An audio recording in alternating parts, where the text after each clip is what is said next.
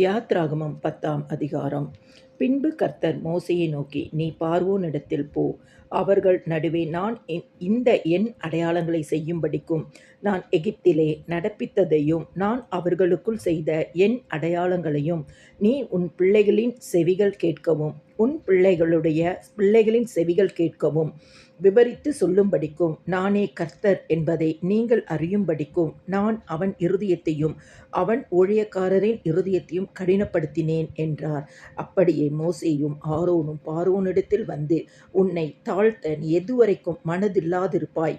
என் சமூகத்தில் எனக்கு ஆராதனை செய்ய என் ஜனங்களை போகவிடு.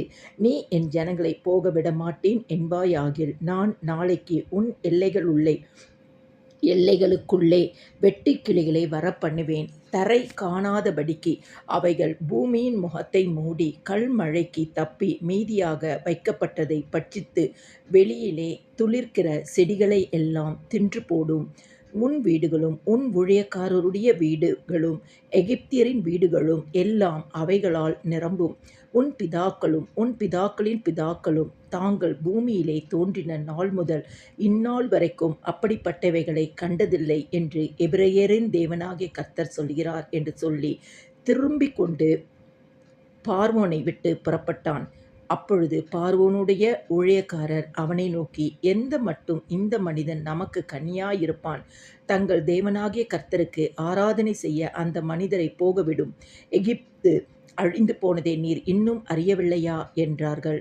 அப்பொழுது மோசேயும் ஆரோனும் பார்வோனிடத்துக்கு திரும்ப அழைக்கப்பட்டார்கள். அவன் அவர்களை நோக்கி, நீங்கள் போய் உங்கள் தேவனாகிய கர்த்தருக்கு ஆராதனை செய்யுங்கள் என்று சொல்லி, யாரார் போகிறார்கள் என்று கேட்டான். அதற்கு மோசே, எங்கள் இளைஞரோடும் எங்கள் முதியோரோடும் எங்கள் குமாரரோடும் எங்கள் குமாரத்திகளோடும் எங்கள் ஆடுகளையும் எங்கள் மாடுகளையும் கூட்டிக் கொண்டு போவோம். நாங்கள் கர்த்தருக்கு பண்டிகை கொண்டாட வேண்டும் என்றான். அப்பொழுது அவன், நான் உங்களையும் உங்கள் குழந்தைகளையும் எப்படி விடுவேனோ அப்படியே கர்த்தர் உங்களோடு இருப்பாராக. எச்சரிக்கையாயிருங்கள், உங்களுக்கு பொல்லாப்பு நேரிடும். அப்படி வேண்டாம், புருஷராகிய நீங்கள் போய் கர்த்தருக்கு ஆராதனை செய்யுங்கள். இது தானே நீங்கள் விரும்பி கேட்டது என்று சொன்னான். அவர்கள் பார்வோன் சமூகத்தினின்று துரத்திவிடப்பட்டார்கள். அப்பொழுது கர்த்தர் மோசேயை நோக்கி, வெட்டுக்கிளிகள் எகிப்து தேசத்தின் மேல் வந்து கல்மழையினால் அழியாத பூமியின் பயிர் வகைகளை எல்லாம் பட்சிக்கும்படி எகிப்து தேசத்தின் மேல் உன் கையை நீட்டு என்றார். அப்படியே மோசே தன் கோலை எகிப்து தேசத்தின் மேல் நீட்டினான். அப்பொழுது கர்த்தர் அன்று பகல் முழுவதும் அன்று ரா முழுவதும் கீழ்காற்றை தேசத்தின் மேல் வீச பண்ணினார். விடியற் காலத்திலே கீழ்காற்று வெட்டுக்கிளிகளை கொண்டு வந்தது. வெட்டுக்கிளிகள் எகிப்து தேசம் எங்கும் பரம்பி எகிப்தின் எல்லையில் எங்கும் மிகவும் ஏராளமாய் இறங்கிற்று. அப்படிப்பட்ட வெட்டுக்கிளிகள் அதற்கு முன் இருந்ததும் இல்லை, அதற்கு பின் இருப்பதும் இல்லை. அவைகள் பூமியின் முகம் முழுதையும் மூடிற்று. தேசம் அவைகளால் அந்தகாரப்பட்டது. கல்மழைக்கு தப்பியிருந்த நிலத்தின் பயிர் வகைகள் யாவையும் மரங்களின் கனிகள் யாவையும் அவைகள் பட்சித்து போட்டது.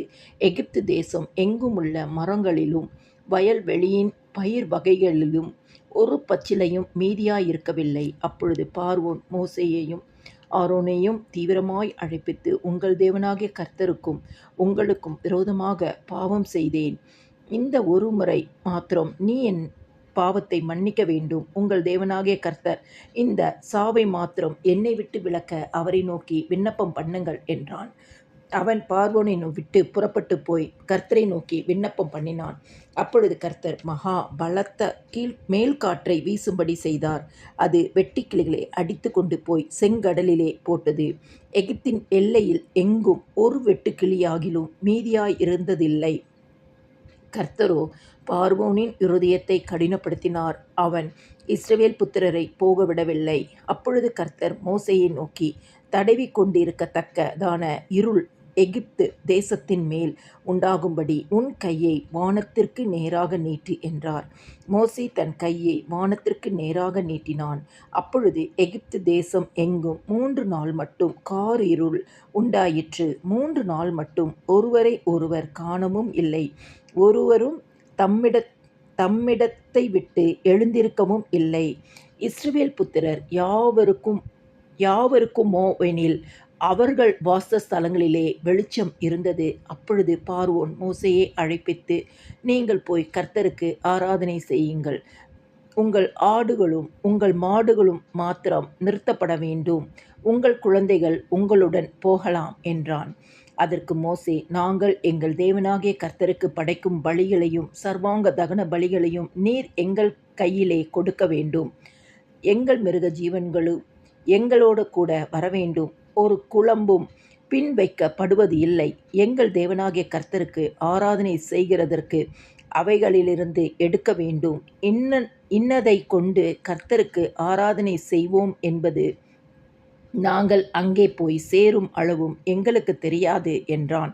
கர்த்தர் பார்வோனுடைய இருதயத்தை கடினப்படுத்தினார். அவன் அவர்களை போகவிட மனதில்லாதிருந்தான். பார்வோன் அவனை நோக்கி, என்னை விட்டு அப்பாலே போ. நீ இனி என் முகத்தை காணாதபடி எச்சரிக்கையாயிரு. நீ இனி என் முகத்தை காணும் நாளில் சாவாய் என்றான். அப்பொழுது மோசே, நீர் சொன்னது சரி. இனி நான் உம்முடைய முகத்தை காண்பதில்லை என்றான்.